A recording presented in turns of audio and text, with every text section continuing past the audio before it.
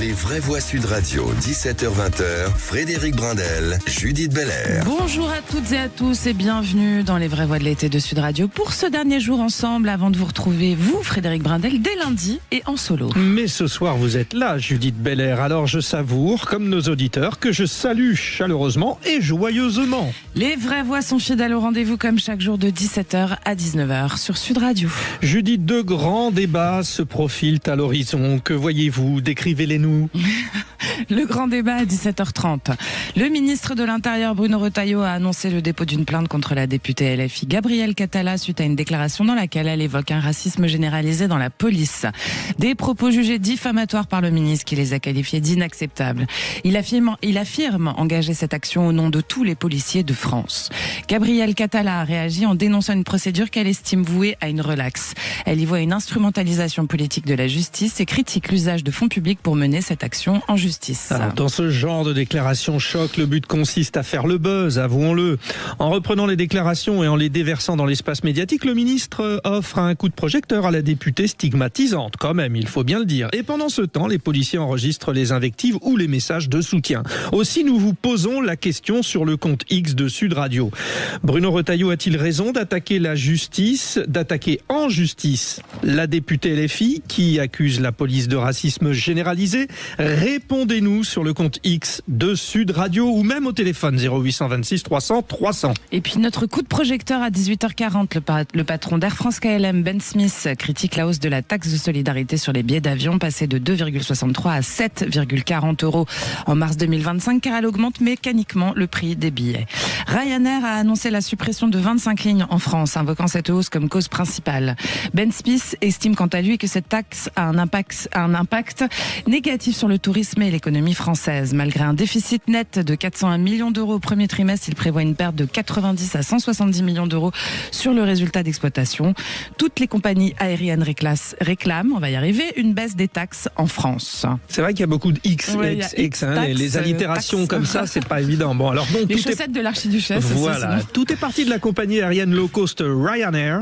Avec l'accent. Ryanair. Ouais, excédée par le coût des billets, elle suspend son activité à Bergerac, Brive et Strasbourg. Cette taxe astronomique rend la France moins compétitive par rapport à d'autres pays de l'Union européenne comme l'Irlande, l'Espagne ou la Pologne qui n'imposent aucune taxe aérienne. C'est justifié la compagnie irlandaise. Nous vous posons la question sur le compte X. La taxe de solidarité sur les billets d'avion est-elle 1 inutile, 2 injuste, 3 souhaitable, 4 nécessaire? Faites vos jeux, 1, 2, 3, 4. Vous votez sur le compte X de Sud Radio, vous nous appelez au 0826 300 300. Aude vous attend au standard. Et puis nos éditorialistes du jour. Les vraies voix Sud Radio. Eh bien, nous sommes avec Priscilla Ludowski, présidente du collectif des luttes sociales et environnementales dédié aux Outre-mer. Bonsoir, Priscilla. Elle est de retour. Ça faisait trop longtemps. Je vous ai manqué. Oui. Ah bah oui, regardez, son cœur palpite. Oui, d'ailleurs, je l'ai obligé à revenir la semaine prochaine. Ah bah voilà. Bon, je serai pas là, mais ça va aller, je vous promets. C'est vrai. Ouais. Oh, on a l'habitude avec Priscilla.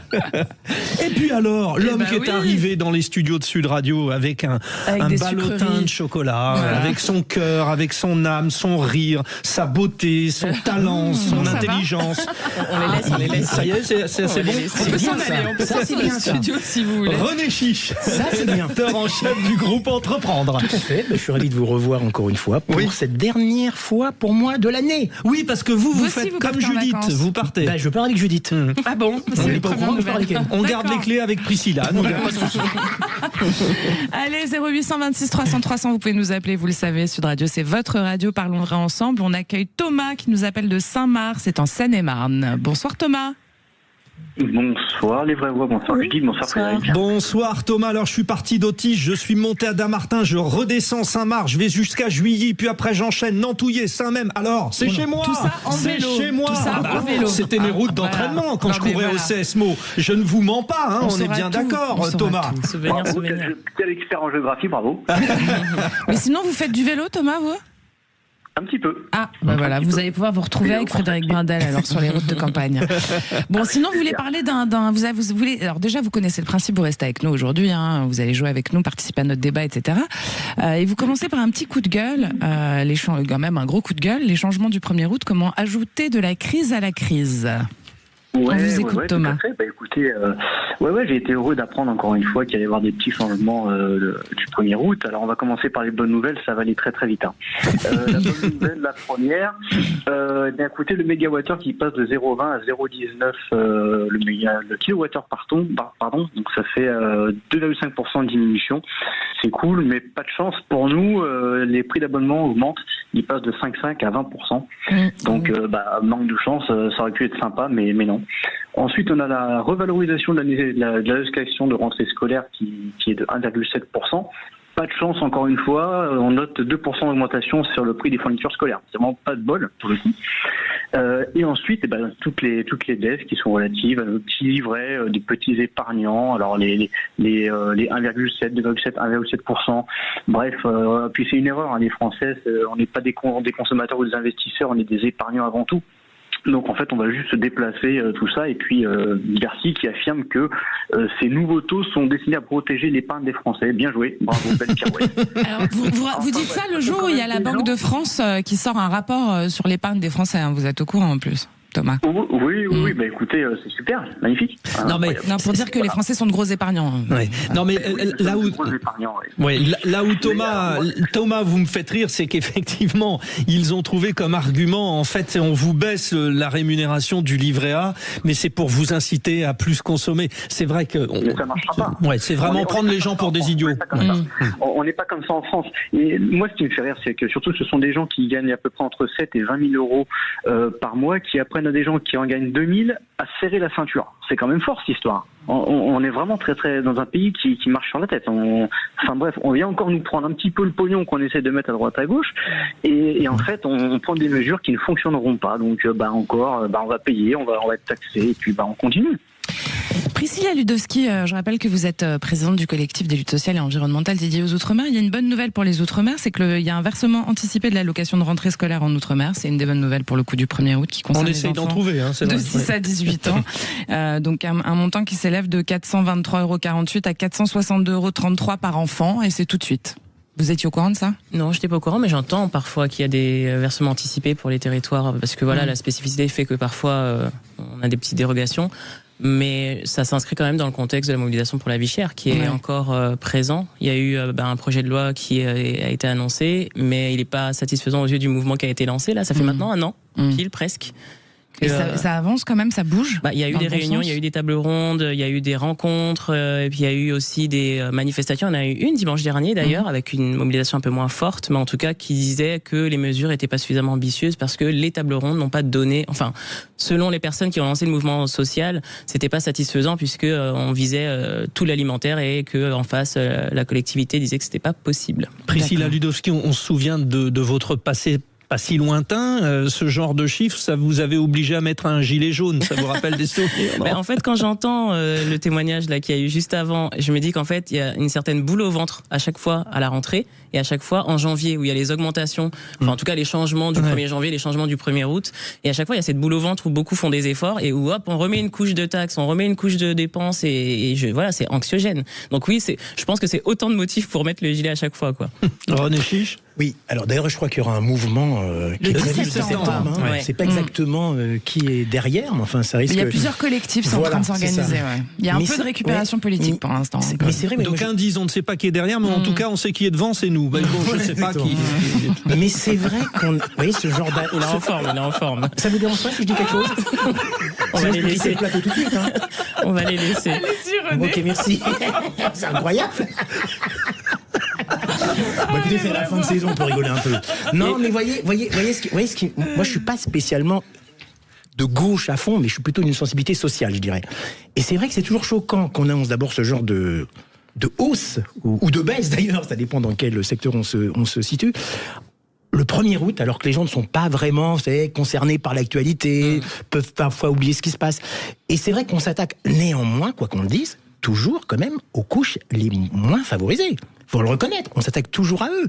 On a oublié aussi dans la liste que vient de dire, je sais plus le nom de notre cher auditeur, Thomas.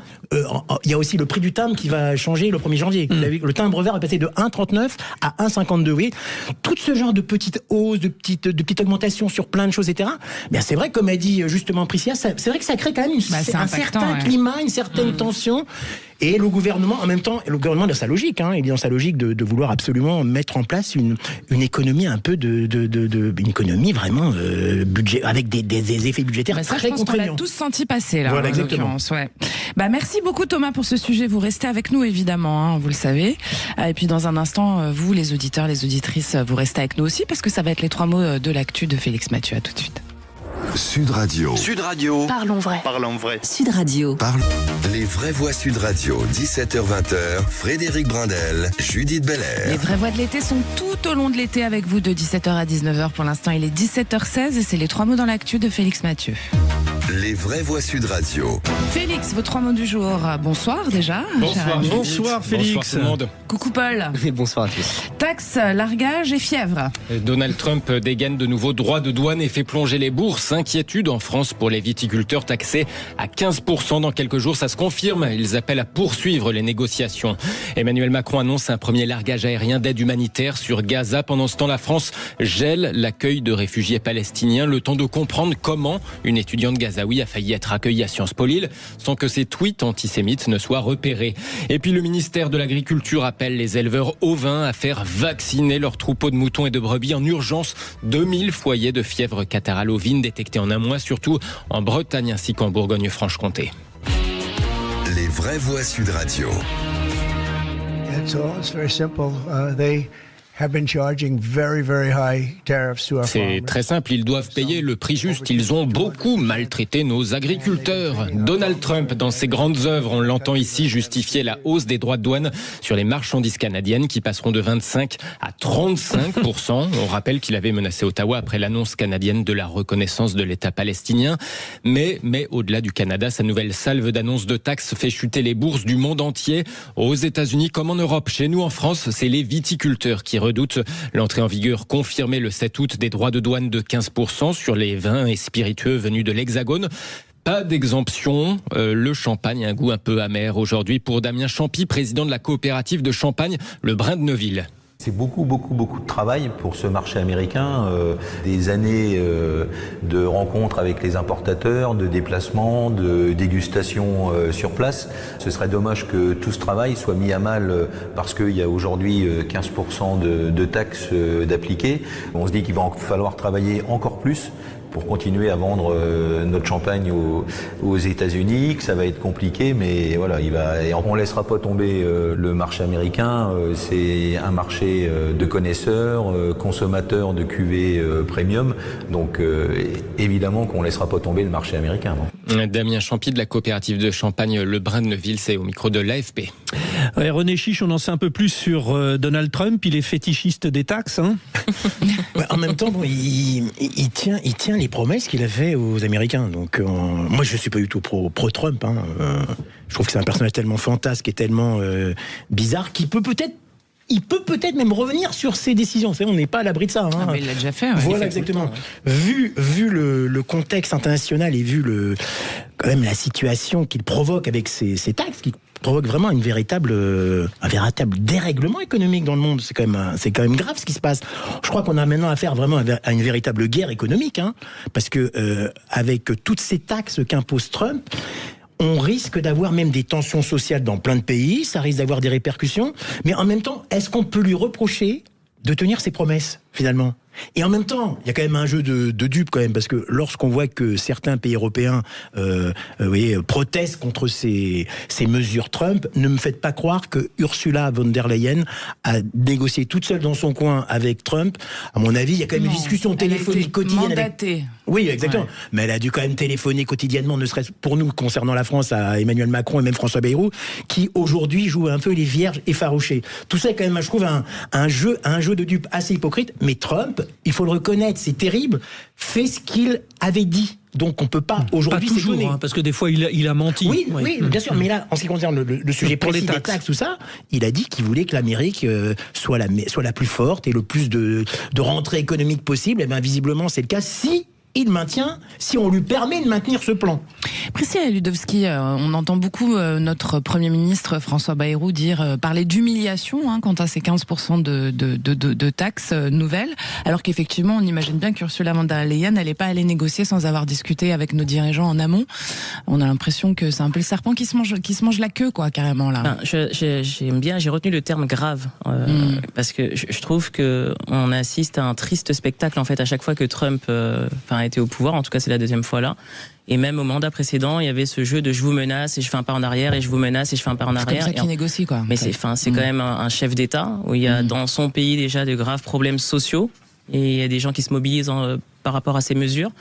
Et je trouve ça extrêmement grave qu'il s'amuse comme ça, même si c'est la négociation, je trouve que c'est inquiétant parce qu'au final, ça a un impact sur ses habitants, enfin les habitants des États-Unis, les habitants européens. Et je trouve ça assez grave. Donc après, je suis aussi assez d'accord avec le fait que ça tombe pas de nulle part, que voilà, ça se parle entre dirigeants, ça se parle entre diplomates, et que donc ils jouent un grand jeu. Après, ils font oups, mais a priori, voilà, c'est ça, c'est qu'ils ils tombent pas de haut et c'est pas une nouvelle à laquelle ils ne se sont pas préparés. En bref, Félix, on en parlait hier d'ailleurs. La France dit n'avoir aucun moyen de réquisitionner les stocks de contraceptifs américains. Oui, pour rappel, l'administration Trump souhaite détruire potentiellement en France ces contraceptifs féminins stockés en Belgique. Commandés sous Joe Biden, ils étaient destinés à l'aide humanitaire en Afrique subsaharienne.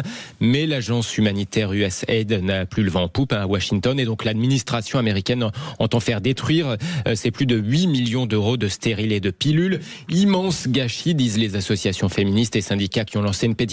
Eh bien, le ministère de la Santé indique aujourd'hui en France qu'on ne peut rien faire pour s'y opposer, dans la mesure où les contraceptifs ne sont pas des médicaments d'intérêt thérapeutique majeur et qu'en l'espèce, nous ne sommes pas dans le cadre d'une tension d'approvisionnement. Nous n'avons aucun moyen pour réquisitionner les stocks. C'est la réponse du ministère adressée à l'agence France Presse.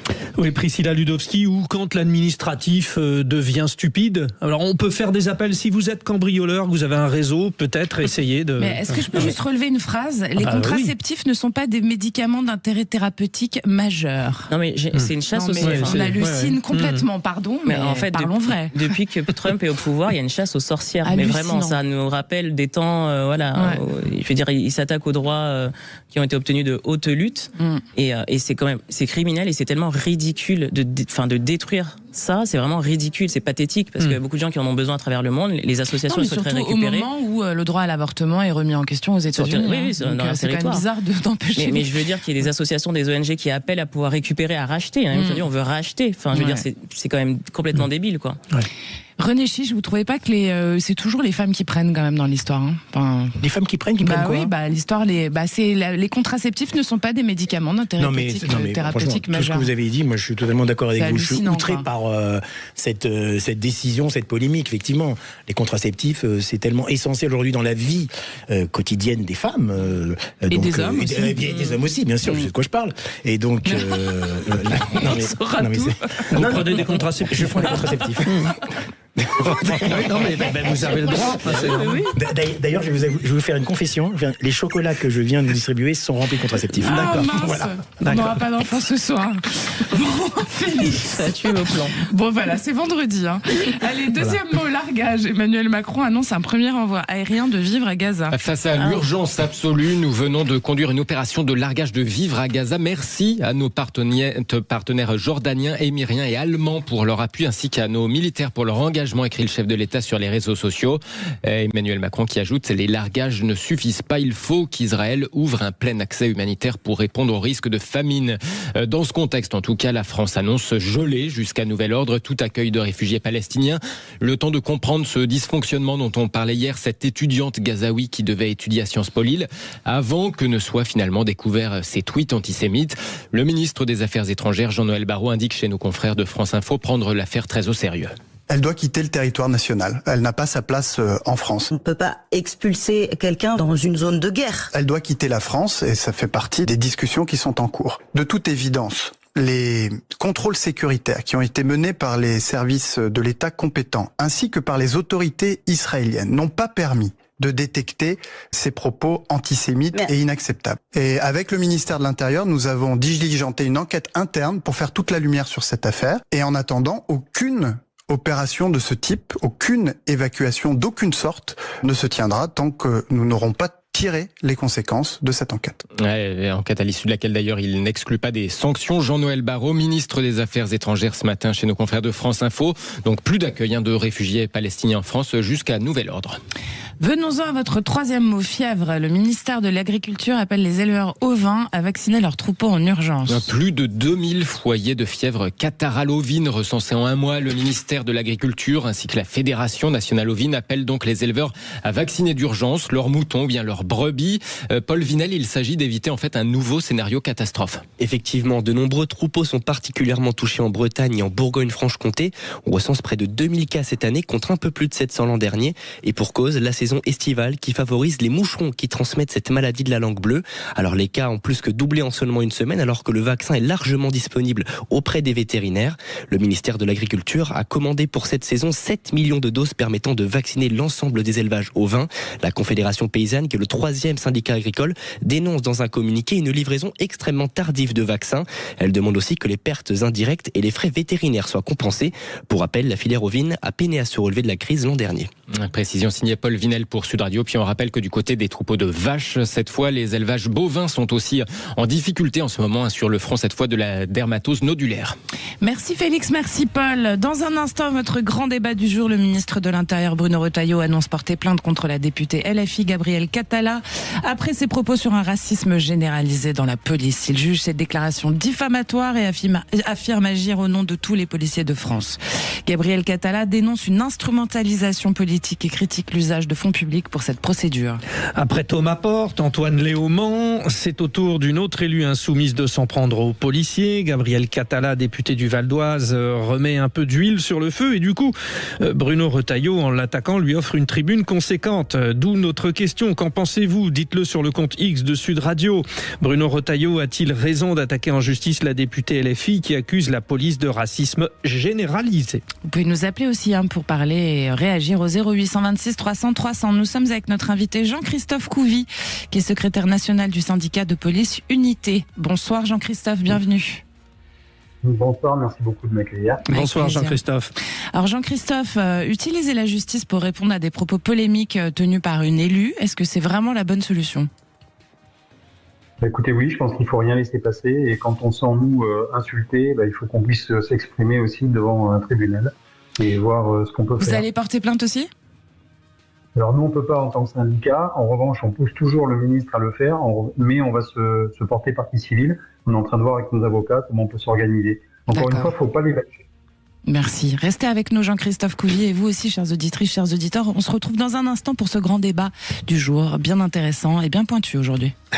Sud Radio. Sud Radio. Parlons vrai. Parlons vrai. Sud Radio. Parlons vrai. Les vraies voix Sud Radio, 17h-20h, Frédéric Brindel, Judith Belair.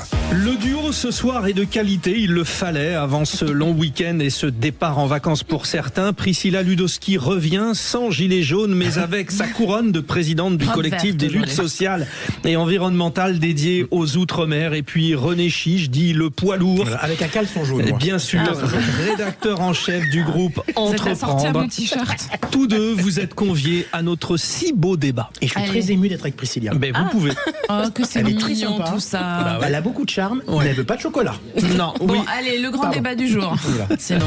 Les vraies voix Sud Radio, le grand débat du jour. Le ministre de l'Intérieur Bruno Retailleau a fait savoir qu'il allait porter plainte contre la députée LFI Gabrielle Catala qui a déclaré qu'il y a un racisme généralisé dans les rangs de la police. Le ministre considère ces accusations comme diffamatoires et inacceptables. Il affirme engager cette action au nom de tous les policiers de France pour défendre l'honneur des forces de l'ordre. Gabrielle Catala a rapidement réagi, estimant que cette plainte n'aboutira pas. Elle dénonce une tentative de pression politique par voie judiciaire.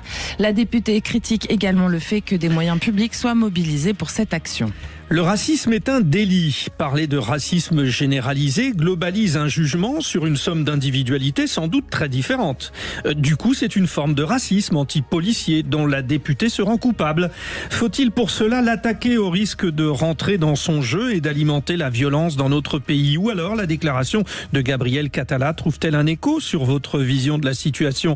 Ça, c'est Parlons vrai. Répondez à la question sur le compte X. Bruno Retailleau a-t-il raison d'attaquer en justice la députée LFI qui accuse la police de racisme généralisé.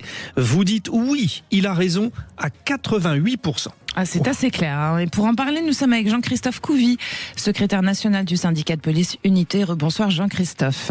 Rebonsoir. Alors Jean-Christophe, juste avant la coupure, vous avez commencé à nous expliquer que utiliser la justice pour répondre à des propos de ce genre, que ce soit des propos d'ailleurs a priori d'élus ou pas, vous pensez que c'est nécessaire et que c'est obligatoire, qu'il faut défendre en fait l'honneur des policiers.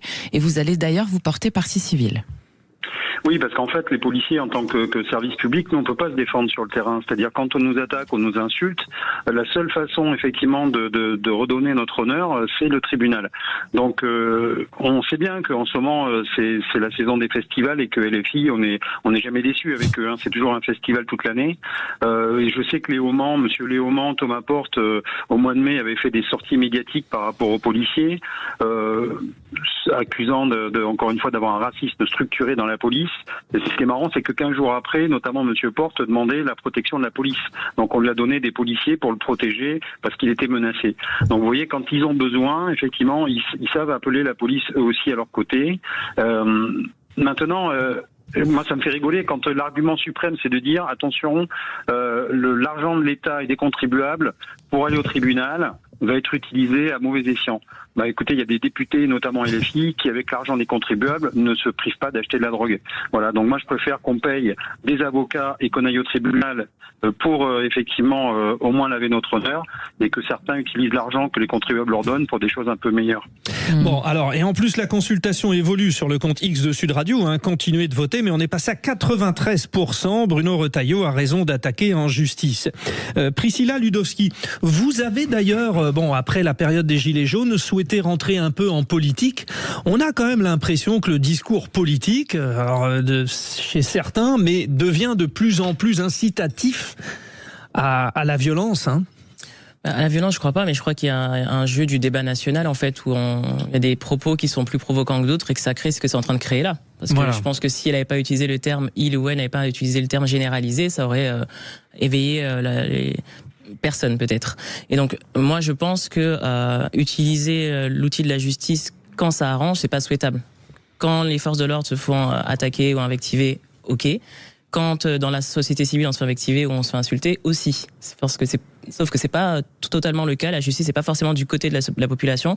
Ce qui est dommage, c'est qu'en fait, si le ministre Retailleau attaque les députés ou la députée en justice, il s'attaque aussi à ce que dit depuis des années la défenseure et le défenseur avant des droits, qui ont produit des rapports, parce que c'est documenté, ce racisme. Ça sort pas d'un chapeau. Donc en fait, il y a quand même des chiffres qui attestent de certaines choses. Il faudra, je pense, que s'ils vont jusqu'au bout au tribunal, il faudra qu'ils s'en défendent. En fait, ce que vous dites, il y a certains cas de racisme dans la police. Jean-Christophe Couvi va répondre, mais c'est le généralisé qui, on est d'accord, vous semble... Il y a 150 000 policiers en France, ils sont pas tous racistes. Mais effectivement, quand on a des faits graves qui se produisent, ils sont pas forcément sanctionnés. Et je pense que c'est ça aussi qui donne l'impression que c'est généralisé, parce qu'il y a une forme d'acceptation et de silence et de non-dénonciation de la part du corps de métier au sein des policiers ou même des gendarmes. Jean-Christophe Couvi, dans la police, il y a dans la nouvelle génération de policiers, il y a énormément d'enfants qui sont issus de l'immigration, qui sont devenus policiers. Donc il y a une police qui est colorée et de toutes les cultures.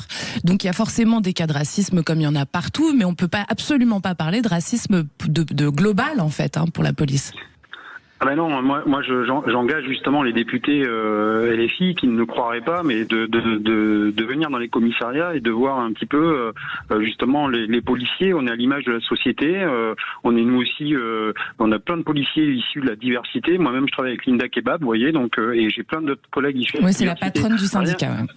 Voilà, rien qu'au bureau national, j'ai Abdoulaye Kanté qui est un ami aussi et qui se fait insulter souvent sur les réseaux sociaux. Non mais il se fait insulter sur les réseaux sociaux de nègre de service. Excusez-moi, mais en tant que policier, moi ça me choque.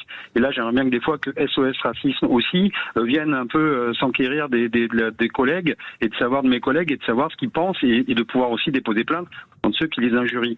Après, vous savez, le rapport des défenseurs des droits, moi je l'ai regardé aussi. Alors c'est que du déclaratif, c'est-à-dire c'est un sondage téléphonique sur 5000 personnes, donc il n'y a aucune statistique officielle, c'est juste du déclaratif par téléphone. Donc en fait, à la fin, vous pouvez dire qu'effectivement, il y a un sentiment qui est exprimé, mais pas forcément une réalité. Et là-dessus, c'est quand même une réalité. Je suis pas d'accord. C'est une réalité, parce que vous l'avez peut-être vécu une fois dans votre vie. Non, c'est pas que je l'ai vécu une fois dans ma vie, c'est qu'il y a eu aussi, la France a été condamnée par la Cour européenne des droits de l'homme pour le contrôle au faciès généralisé sur les personnes maghrébines, arabes et noires. C'est documenté. Ça a été documenté aussi au Parlement européen, donc c'est pas une. J'ai pas les années là, mais je pourrais les retrouver, les données à Sud Radio. C'est pas un souci, je suis pas en train d'inventer. Mais je dis juste qu'il n'y a pas 150 000 policiers racistes, mais il y en a et ça existe. Il y a vraiment des pratiques qui sont inacceptables et qui doivent être dénoncées. Et si votre camarade a été lui-même activé sur les réseaux, c'est aussi normal que ce soit dénoncé. C'est des deux côtés. C'est pas l'un contre l'autre, c'est partout, il faut que ce soit éradiqué le racisme. Bien sûr, sauf que c'est souvent un sens unique et c'est que nous, on nous donne pas notre place non plus en tant que policiers d'insulter justement, de pouvoir se défendre. Alors vous savez, je ne nie pas qu'il peut y avoir du racisme dans la police, mais vous savez qu'on est le corps le plus inspecté et le plus surveillé de la fonction publique. Et quand nos collègues se font choper, j'allais dire, parce que le racisme c'est pas une opinion, c'est un délit, je peux vous dire qu'ils passent en conseil de discipline, ils sont sévèrement punis. Alors quand on nous dit que c'est pas vrai, qu'ils ne sont pas punis, etc., je peux vous dire, venez voir un petit peu les conseils de discipline et vous allez voir que les policiers, effectivement, je crois que c'est plus de la moitié des conseils de discipline ne sont que des policiers. Donc en fait, non, on fait le ménage. On a une police aujourd'hui, effectivement, qui est multiculturelle, qui a l'image de notre société. Et les brebis galeuses, quand il y en aura et quand il y en a, effectivement, elles sont écartées.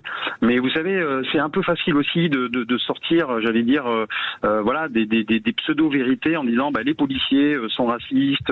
Il faut savoir que quand on fait des contrôles d'identité, on utilise toujours le contrôle d'identité en fonction de la loi. Et c'est la loi qui nous le permet.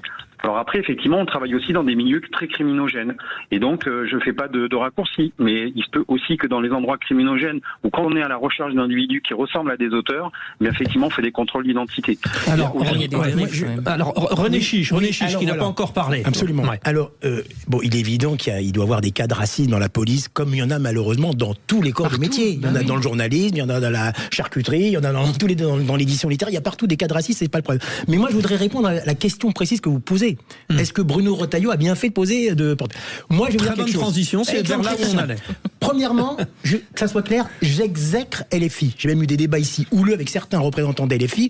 J'exècre LFI.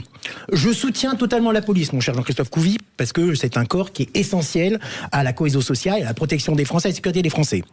Je trouve la déclaration de cette députée Gabrielle Catala totalement navrante et infondée. Néanmoins, et en même temps, je vais faire mon macroniste, je trouve que la démarche de Bruno Retailleau n'est pas la bonne. Je trouve qu'il remet une pièce dans le compteur, dans le jeu de cette députée Gabrielle Catala, et allez, je termine, et aussi de LFI, qui nous a habitués de toute façon à tellement d'outrance dans plein de déclarations.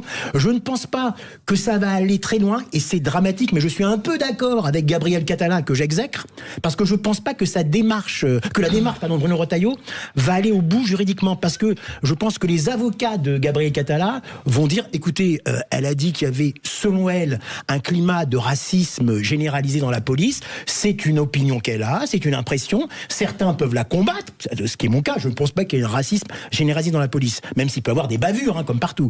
Donc vous voyez, la démarche de Bruno Retailleau n'est pas la bonne, je trouve qu'il a un jeu, à mon avis, trop politicien, je ne sais pas ce qu'en pensera Jean-Christophe Couvi, peut-être qu'il ne pourra pas le dire, parce qu'il est policier, il est en même temps syndicaliste, mais je trouve qu'il a un débat, qu'il a une démarche uniquement politicienne, qui sert quand même à le placer en position par rapport au RN et à ses concurrents de droite. C'est mon opinion. Bruno Retailleau, il a désigné à mi-juillet le parti LFI comme la pire menace politique aujourd'hui, qui franchit toutes les limites de ce qui est acceptable. Et il y a une espèce de forme d'impunité. On attend peut-être une mise en examen pour Rima Hassan aussi, pour les propos qu'elle peut tenir parfois, etc. Donc peut-être que c'est un premier pas vers la fin de l'impunité des LFI. Vous savez que par exemple, c'est Gabrielle Catala, elle aurait dû être, à mon avis, être plus inquiétée, plus mise en examen pour un autre propos qu'elle a tenu concernant le Hamas. Je ne sais pas ce qu'elle avait dit. C'est ce qu'elle a dit. Elle a dit, si les Palestiniens veulent choisir le Hamas, ils ont le droit de choisir le Hamas. Ça, c'est quand même, je trouve, une remarque beaucoup plus grave que dire une phrase que je n'approuve pas. Un racisme généralisé dans la police. Et Priscilla Ludowski l'a dit, c'est-à-dire le terme généralisé globalise. Et c'est de ce fait une erreur, quoi qu'on en dise. Non, d'accord. Vous avez ici des points de vue assez divergents. Oui, on en discute, mais à partir du moment où quelqu'un dit tout le monde est à mettre dans le même sac, on peut plus. Il y a quand même 78%, Priscilla, des Français qui considèrent qu'il n'y a pas de racisme dans la police, que c'est pareil que dans les autres milieux professionnels, finalement. Non, ce serait intéressant de comparer les corps de métier. C'est un sondage Opinionway. Je pourrais pas dire il y en a plus dans la police qu'ailleurs ou il y en a moins qu'ailleurs. Je ne sais pas s'il y a des études qui ont démontré ça, mais si c'est leur impression Bon, ils sont pas dans le corps, on n'est pas dans le corps de métier pour savoir. C'est juste quand on subit ou quand on entend des témoignages ou quand on voit des rapports d'experts qu'on se dit bon ben voilà, il y a un souci ou il n'y a pas un souci. Mais bon, si c'est leur impression, c'est qu'ils n'ont peut-être pas vécu de quoi que ce soit qui va dans ce sens-là, quoi. Jean-Christophe Couvi, et tant mieux. Est-ce que vous avez senti, parce que cette déclaration de Gabriel Catala a été faite mercredi, hein, est-ce que vous avez senti depuis sur le terrain un retour de ces propos? Est-ce que c'est palpable la portée de ce genre de propos? Mais bien sûr, parce qu'en fait entre nous on discute et en fait on confond tout et ça nous blesse profondément. Ça blesse aussi, je vous disais, les personnes qui viennent de la diversité, qui travaillent dans la police, parce que encore une fois on fait toujours des amalgames et donc on n'a pas de moyen de s'exprimer, de se défendre autrement que comme ça. Gérald Darmanin avait fait avant Bruno Retailleau, lui aussi avait déposé plainte contre certains députés. Alors effectivement peut-être que les plaintes n'aboutiront pas, ou alors les personnes vont s'appuyer justement sur des rapports d'ONG ou de défenseurs des droits en disant j'ai rien inventé, regardez c'était écrit, etc. Mais au moins ça le mérite aussi de porter le débat et ça mérite aussi de savoir qui est LFI derrière. Voilà. Moi encore une fois, ce qui les intéresse et on le sait, c'est les 20-22% de la population qui est réfractaire à tout, c'est d'aller faire du vote communautariste et donc ils montent effectivement cette jeunesse les uns contre les autres. Ils essaient de récupérer les voix parce que leur grand fantasme c'est d'arriver au deuxième tour et il leur faut 22% des voix et donc ils sont prêts à tout par rapport à ça. Et moi, ce que je vois aussi, c'est qu'aujourd'hui, ils sont en train de modifier le cerveau de nos jeunes, de les monter contre nous et de préparer malheureusement les prochains citoyens à détester la police, à détester l'autorité. Et c'est ça que je vois monter et qui fracture la société. C'est ce qui nous fait peur, nous, en tant que policiers. On le voit dans des quartiers sensibles où la majorité des personnes veulent vivre tranquillement. Et il y a une minorité de jeunes, vous l'avez vu il y a quelques jours à Marseille, où il y a un accident de voiture, les policiers sont renversés et derrière, il y a une douzaine, une quinzaine de jeunes qui arrivent. J'appelle ça des hyènes, je suis désolé, mais quand on rigole et qu'on essaie de les finir au sol en les caillassant, c'est comme dans la jungle urbaine, mais il y a toujours des hyènes. Ben là, c'est ça. Mais ça ne veut pas dire que c'est toute la majorité du quartier. C'est 12 individus qui pourrissent la vie tous les jours. Et ceux-là, on n'arrive pas à s'en débarrasser, on n'arrive pas à les maîtriser. Et donc, du coup, effectivement, il peut y avoir des amalgames après, surtout. 0826 300 300, vous pouvez réagir à ce que vous entendez, vous le savez, à l'antenne de Sud Radio. Nous sommes avec notre auditeur Thomas. Et Thomas, vous êtes policier? Oui, je suis policier, ouais. Alors vous allez pouvoir réagir à ce que vous entendez. Oui, je pense que le débat, en fait, c'est le débat sur la bêtise de la généralité. Généraliser des propos comme ça, c'est très grave. Est-ce que nous, on se permettrait de qualifier tous les députés LFI de violents suite aux affaires Quatennens, de Logu, Bompard, d'escrocs après des affaires de mise en examen de Mme Chikirou ou de drogués suite à M. Ratnou ou Karba? Bah non, on le fera pas. Et donc, le parti qui se dit de l'ouverture, de la non-stigmatisation, de la non-violence, oui, ça s'applique, sauf quand il s'agit de la police. C'est triste, ce sont des représentants de la nation qui savent pas tenir leur langue et juste faire du buzz pour leur petite personne, c'est désolant. Qu'est-ce que vous faites comme, si vous avez le droit de le dire, c'est quoi votre spécialité dans la police, Thomas? Alors moi, je suis spécialisé dans l'éloignement par voie aérienne. D'accord. Voilà. Alors, René Chiche, vous n'étiez pas d'accord avec ce que vous entendiez là? Parce que là, je crois le débat, c'est est-ce que Bruno Retailleau a raison de porter plainte? C'est pas le cas. Pour moi, c'est pas... Vous dites qu'il n'a pas raison. Mais non, c'est une erreur politique d'abord parce que je le redis, il remet une pièce dans le compteur de LFI. Il donne de la lumière à cette personne, Gabriel Catala, que personne connaissait et qui a eu des propos, encore une fois, je le répète, beaucoup plus graves concernant ses positions pro-Hamas. Vous voyez, je trouve que c'est beaucoup plus grave que ça, moi, personnellement. Et je trouve que... Mais bien sûr que je soutiens la police. Bien sûr qu'on sait que la police n'est pas raciste dans son ensemble. Mais en même temps, en tant que députée, toute extrémiste qu'elle puisse être, elle exprime une opinion. Oui, mais... Et vous verrez que devant la justice, la justice aura beau jeu de dire... Elle exprime une opinion qui n'est peut-être pas la bonne, mais elle exprime une opinion. Priscilla Ludowski, elle exprime une opinion, mais c'est une représentante de l'État et du peuple. Donc il y a un moment donné, quand on exprime une opinion, qu'on soit LFiste d'ailleurs, ou LR, ou whatever, quel que soit le parti politique, on fait attention à ce qu'on dit parce qu'on représente le peuple et qu'il y a un certain cadre quand même. Qu'est-ce que vous en pensez? Oui, on fait attention à ce qu'on dit ou pas. Enfin, moi je trouve que l'Assemblée nationale, c'est un peu un théâtre de plein de choses qui sont dites pour retenir l'attention. Donc je pense que la formulation, elle n'est pas innocente. Ah bah clairement pas, oui. Et donc peut-être qu'aussi elle reflète ce que d'autres personnes qui auraient voté pour LFI pense aussi. C'est peut-être une réalité. On entend beaucoup de choses au sein de l'Assemblée nationale d'un côté et de l'autre. On n'est pas forcément d'accord en fonction de qui on soutient. Mais je pense que Bruno Retailleau, en portant plainte, il joue le jeu de ce théâtre. Voilà. Alors ça fait 2. Donc vous, Jean-Christophe Couvi, vous disiez non, il a raison. Enfin, il a raison de porter plainte. Et vous, Thomas, en tant que policier, il a raison ou pas de porter plainte, Bruno Retailleau? Selon moi, oui, parce qu'on ne peut pas laisser des propos comme ça dans les débats auprès de la population. Donc oui, maintenant, je pense qu'il s'agit d'un coup de menton du ministre Retailleau, et on verra en effet ce que la justice en pensera. Et je pense qu'en effet, il n'y aura aucune suite donnée à cette histoire. Merci beaucoup en tout cas pour cet échange fort intéressant. Oui, très intéressant. Voilà. Merci Jean-Christophe Couvi de votre témoignage aujourd'hui. Je rappelle que vous êtes secrétaire national du syndicat de police Unité. Si vous voyez Abdoulaye, vous pouvez lui faire un bisou de notre part d'ailleurs. Voilà. Je peux vous le dire, il viendra la semaine prochaine. Nous voir. C'est une vraie voix, il vient la semaine prochaine. Vous lui poserez la question et vous allez voir ce qu'il va vous répondre, parce que lui, je sais qu'il souffre beaucoup dans sa chair par rapport à tout ce qu'il reçoit comme insulte sur les réseaux sociaux. Il s'est beaucoup embêté, Abdoulaye. On pourrait parler du cyberharcèlement et de la violence sur les réseaux sociaux, c'est un vrai sujet, que ce soit pour la police ou pour d'autres, vraiment. Ça, merci en tout cas. On s'en fera un débat la semaine prochaine. Vous me dites le jour où vous venez. Le piège. Voilà. Allez, restez avec nous, chères auditrices, chers auditeurs, parce qu'on va faire joujou musicalement dans un instant. C'est le moment préféré de Frédéric Brindel. D'autant que celui-là, je l'ai préparé avec amour. Sud Radio, votre avis fait la différence. Merci à Sud Radio de pouvoir m'exprimer et pour la qualité de vos informations. Sud Radio, parlons vrai. Les vraies voix Sud Radio, 17h-20h, Frédéric Brindel, Judith Belair. Et ça discute en antenne en mangeant du chocolat et en mettant des lunettes de soleil rondes. Voilà, vous saurez tout de ce qui se passe en antenne dans les vraies voix. C'est le week-end. Nous sommes. C'est les boîtes. Voilà, on le voit d'ailleurs, pour ceux qui nous regardent sur YouTube. René a mis ses lunettes. N'hésitez pas à nous regarder sur la chaîne YouTube. C'est une belle chaîne YouTube avec plus d'1 million d'abonnés. Voilà. Vous savez que moi, une parenthèse, quand je vous écoute, je vous regarde. Oui. C'est bien.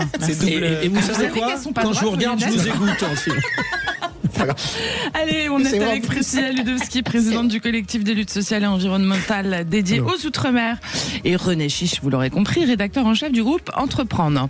Et puis 17h52, ça quiz. Les vraies voix Sud Radio, le quiz de l'actu. Nous accueillons le Sénémarnais Thomas.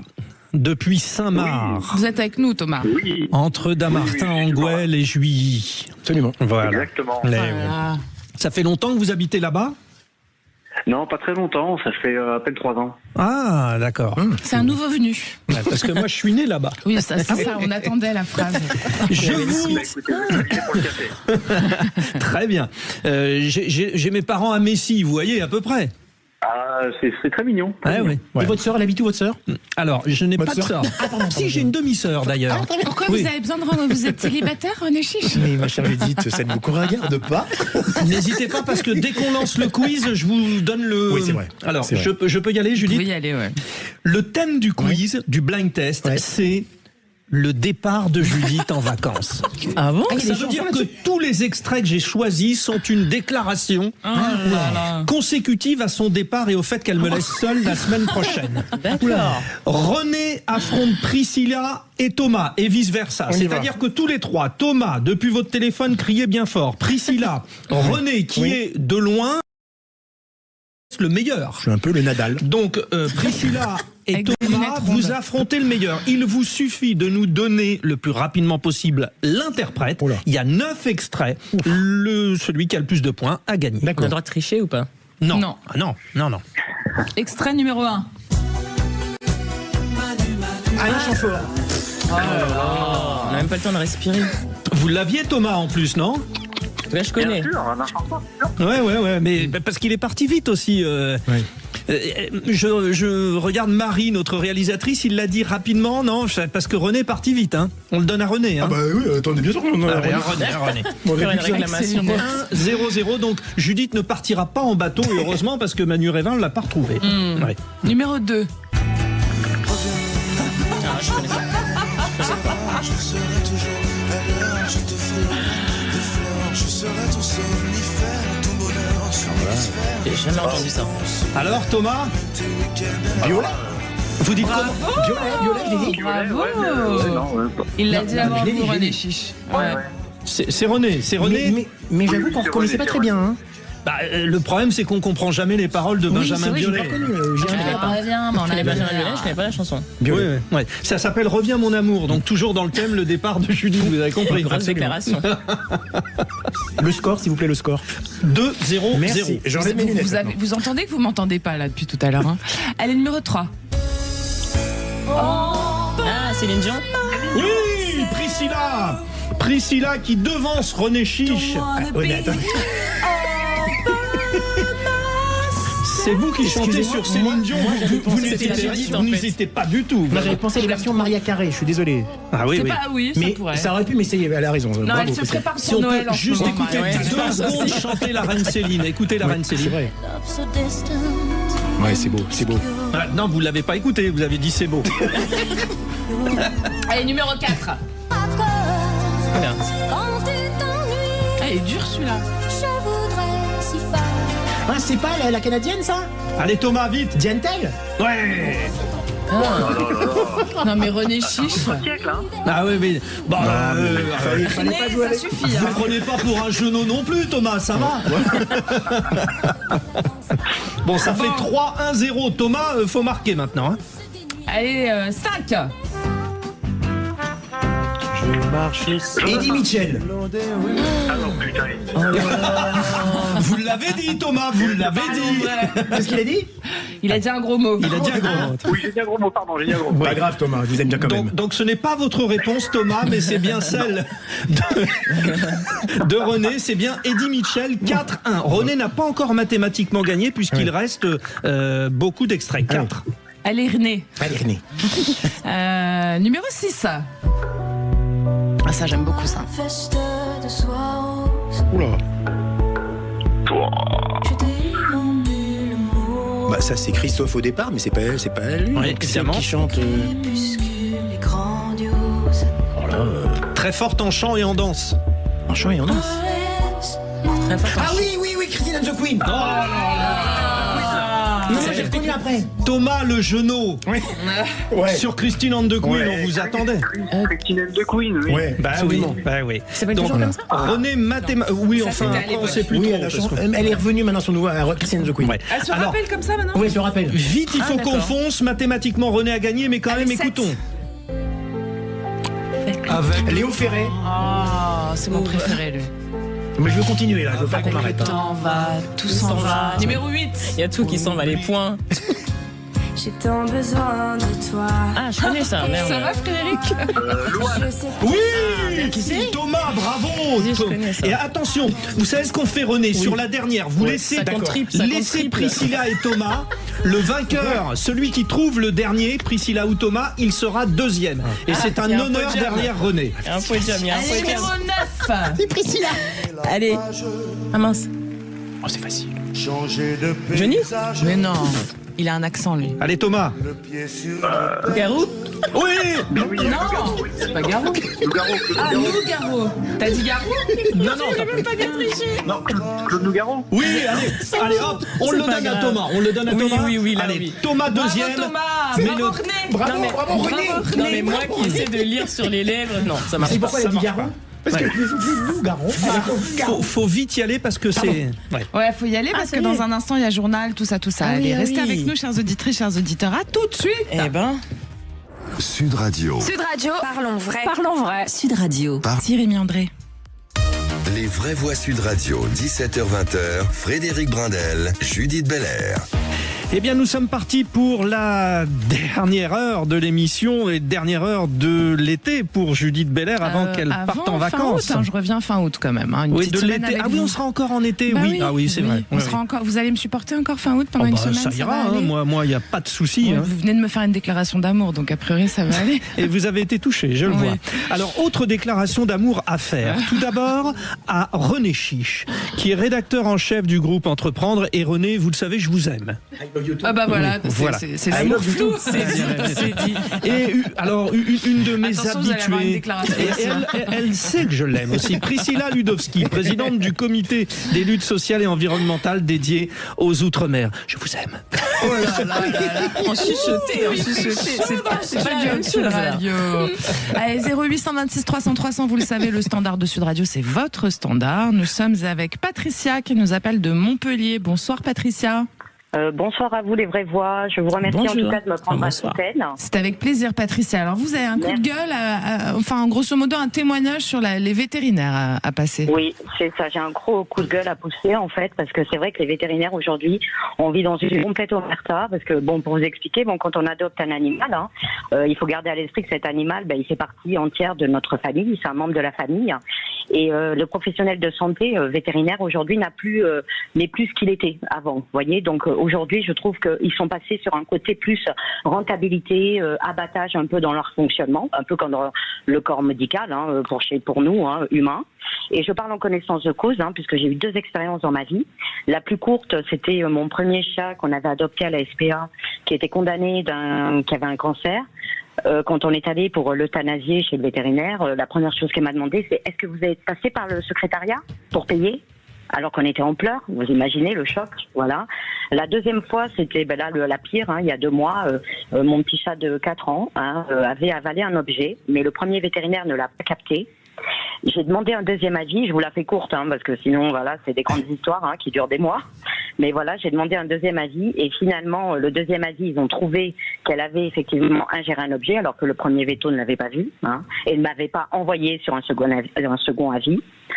Et là, finalement, mon chat, au bout de 3 semaines, après avoir été opéré, recousu, etc., devant nous, son corps s'est ouvert. Vraiment, on a eu des intestins, c'était une horreur, d'accord. Donc on y croyait encore, on l'a ramené aux urgences, serviettes humides, etc., pour essayer de la sauver, mais c'était trop tard. Et quand j'envoie maintenant mon courrier à l'ordre des vétérinaires pour avoir un retour, et même faire une sanction disciplinaire, demander une sanction, on me répond tout bêtement, vous aurez un rapport, mais en tout cas nous on n'est pas maître de juger si oui ou non ils doivent être poursuivis. Donc c'est à vous à le faire, et finalement c'est à moi d'engager cette procédure et de prendre le risque de perdre. Et j'ai peur de perdre, parce que vu l'omerta, et j'ai déjà dépensé 4 560 € pour mon chat que je n'ai plus. Ouais. Et donc, effectivement, Patricia, alors moi j'ai un chien, et autour de chez moi, allez, il y a facilement 4 vétérinaires. La différence de tarif de l'un à l'autre, alors on va toujours chez le même maintenant, mais nous sommes passés par d'autres, et c'est incroyable. C'est comme si tout le monde pouvait mettre le prix qu'il voulait. Allez, tiens ma petite dame, allez, je vais vous prendre 5 000 pour couper les ongles. Donc, moi je suis vraiment d'accord avec Patricia, c'est un peu n'importe quoi. Vous avez des animaux, René? Alors j'avais un poisson rouge quand j'étais petit. Non, personnellement j'ai pas d'animaux. Alors je vous avoue, vous voyez, on peut le dire des fois franchement, j'ai une méconnaissance totale de ce sujet. De ce dossier. Les tarifications différentes. Par contre, ma fille a une chatte que je salue, Mozza. La chatte s'appelle Mozza. Et visiblement, elle est ravie de sa vétérinaire. Merci René, c'est très important. Vous saluerez Mozza. Écoutez, c'est bien de dire que parfois, alors j'ai écouté avec beaucoup d'intérêt ce que vient de dire notre chère auditrice, qui est d'ailleurs c'est très intéressant. C'est Patricia. Mais Patricia, alors je ne connais absolument rien des tarifs des vétérinaires. Priscilla, moi personnellement j'ai 2 félins, donc c'est pareil. Patricia, je vais toujours chez le même. Oui, elle dit félin, c'est plus joli, mais en fait elle a 2 chats. Oui, mais c'est des félins. C'est vrai, on dirait qu'elle a un tigre. Imaginez un puma, un jaguar. Il est pas loin, c'est un Maine Coon, il est grand. Donc effectivement, je vais toujours chez le même vétérinaire parce qu'il pratique des prix à peu près corrects. Oui. Mais c'est vrai que quand on entend l'histoire de Patricia Priscilla et de ce qu'elle a dépensé, du résultat et du non-suivi, c'est assez scandaleux quand même. Bah oui, carrément. J'ai pas d'animaux moi, mais autour de moi il y en a, et j'avais une fois offert un lapin à ma sœur qui maintenant a un chat. Et je me souviens avoir pris, alors que j'y connaissais rien non plus, j'avais pris une mutuelle pour animaux. C'est ça, Patricia. La question d'après, est-ce que vous voudrez pas que vous preniez une assurance? C'est pas la question, mais c'est pas la question de l'argent. Moi, c'est pas l'argent qui m'embête. L'argent. Non, mais vous auriez c'est le rapport à l'humain, quoi. La question, c'est le professionnalisme du la qualité. l'omerta qui existe autour de ça, parce que quand on a un animal, on assume. Moi, j'ai aucun souci. Moi, je le sauvais, mon chat. J'aurais donné 10 000 € pour mon chat. Oui, mais encore faut-il que ce soit honnête, le prix demandé. C'est que personne ne reconnaît sa responsabilité. Oui. Et c'est ça qui est grave. Et finalement, ces gens-là, ils ont le droit. Il faut qu'ils soient punis. Mais alors, comment ça se passe? Je peux vous couper? Vous voyez, pour arrêter de prendre les gens pour des cons, excusez-moi, prendre les gens pour des cons, maltraiter des animaux, parce que pour moi, c'est de la maltraitance animale. Mais alors, comment ça se passe? C'est comme chez les médecins? On a un ordre de... Non, justement. Les vétérinaires, la ferme, quoi, vous voyez, ne dit rien. Dit finalement, bon, écoutez, on vous fait un rapport, voilà les rapports des vétos. J'ai reçu les rapports, voilà, super. Mais après, c'est à votre charge, et finalement, c'est à votre péril de lancer une procédure. Vaste sujet, en tout cas. Vaste sujet. Merci, Patricia. Mais on en fera peut-être un la semaine prochaine, d'ailleurs, parce que... Je serai pas là. Oui. Vous n'êtes pas spécialiste en même temps. Non, mais c'est vrai, parce qu'il y a des gens pour qui l'animal est c'est un seul compagnon. D'ailleurs, il y a de plus en plus d'abandon d'animaux en France, tout au long de l'année maintenant, pas uniquement en été. Donc, on fait un appel à nos auditeurs pour qu'ils prennent bien soin de leurs animaux. C'est une responsabilité autant qu'un enfant. Voilà. Enfin, en tout cas, dans la même idée. Restez avec nous, chères auditrices, chers auditeurs. Il est 18h15 et dans un instant, ça va être l'info en plus de Félix Mathieu. À tout de suite. Sud Radio. Parlons vrai. IKEA.fr. Les vraies voix Sud Radio, 17h-20h, Frédéric Brindel, Judith Belair. Et à 18h17, ce sont toujours les vraies voix de l'été de Sud Radio et c'est l'info en plus de Félix Mathieu. Les vraies voix Sud Radio. Alors, Félix, Maître Lisborne réclame un plan de lutte contre la pédocriminalité. C'est une avocate du procès Le Squarnec qui va marcher entre Paris et Amiens. D'ailleurs, Amiens étant la ville d'enfance d'Emmanuel Macron. Oui, Maître Lisborne a représenté Céline Mahutot, l'une des parties civiles, lors de ce procès Le Squarnec. Elles avaient témoigné toutes les deux ici même dans les vraies voix responsables il y a quelques mois sur Sud Radio, puisque Céline Mahutot a appris par les gendarmes à l'époque les sévices dont elle avait été victime petite et qui étaient consignée dans les terribles carnets de l'ex-chirurgien Joël Le Squarnec. Elle réclame désormais dans une lettre ouverte à Emmanuel Macron une politique nationale efficiente contre la pédocriminalité. Et sauf que rien ne s'est passé depuis ce procès à Vannes. Elle dénonce donc aujourd'hui une défection manifeste des pouvoirs publics à ce sujet. Alors parmi les mesures qu'elle réclame, par exemple dans notre pays, elle voudrait un protocole d'inhibition sexuelle, un suivi psychologique impératif des délinquants sexuels. Elle réclame aussi notamment la fin de la prescription trentenaire, la fin de la prescription de 30 ans.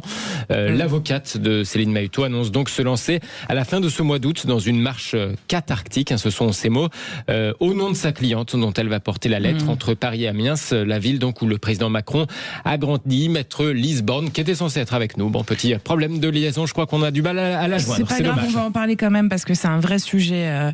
Priscilla Ludowski, en Italie, ils ont installé la castration chimique pour les pédocriminels. Donc même s'ils sortent de prison après un certain temps, ils ne peuvent plus faire de mal aux enfants. Qu'est-ce qu'on attend en France, j'ai envie de dire? Je trouve ça déjà assez incroyable que les avocats de plus en plus militent. En fait, ils sortent un peu du cadre de leur métier et militent réellement. Parce que c'est pas courant qu'on ait un avocat ou une avocate qui fasse grève de la faim ou qui marche. Donc ça me perturbe un peu parce que ça dit beaucoup. Du fait que ce corps de métier se manifeste d'une certaine manière pour se faire entendre et faire entendre ce que leurs clients réclament. Et je trouve que c'est intéressant ce qu'elles demandent aussi parce que je trouve qu'on n'est pas assez dans la prévention sur ce sujet en France. Parce qu'il y a l'amont, avant de sortir de prison et d'avoir cette castration chimique, etc. Il y a déjà comment on fait de la prévention. Éviter l'agression. Mais oui, et je trouve que les comment faire de la prévention sur des gens dont les pulsions sont non maîtrisables? Ce que j'avais, c'est pas je suis pas spécialiste de ce sujet, mais j'ai beaucoup entendu d'associations avec des bénévoles qui sont beaucoup à l'écoute de personnes qui se savent dans cette situation et qui juste n'ont pas d'interlocuteur attitré. En fait, ils appellent des bénévoles pour se confier en disant voilà, moi je pense que je vais passer à l'acte ou moi je pense que j'ai cette caractéristique, et en fait ils ont personne en face. Il y a pas de prévention des criminels officielle. Potentiels qui vont passer à l'acte. Alors ils sont criminels ou ils ne sont pas encore, et ils se confient à des personnes qui d'ailleurs, je me demande comment ça va au niveau de la santé mentale de ces personnes qui recueillent tous ces témoignages et qui disent en fait on est seuls. L'État ne nous aide pas en fait pour faire face à ces personnes-là, et donc ça, je pense que la prévention en amont c'est super important. Oui, il y a malheureusement beaucoup d'affaires de pédocriminalité qui éclatent, René Chiche, et souvent beaucoup de notables, comme si finalement il y avait des réseaux de gens intouchables autour de cela. Et on se sent mal à l'aise à chaque fois, et je comprends l'action de cette avocate, parce que c'est comme s'il y avait des intouchables autour de tout cela. Oui, c'est peut-être, il y a peut-être des affaires qui concernent des notables, mais il n'y a pas que ça. Vous avez vu que hier ou avant-hier, on a découvert l'histoire de cette assistante d'école maternelle qui aurait violé à peu près 9 enfants entre 4 des enfants de 3 et 4 ans. Voilà, il y a des affaires qui existent tous les jours. Là, je trouve que c'est l'un des pires fléaux de notre société, moi, je trouve, actuellement. Parce que d'abord, je crois qu'on parle beaucoup que la justice ou les centres de prévention, etc., n'ont pas assez de moyens, mais dans ce secteur, je trouve que les moyens sont encore plus faibles.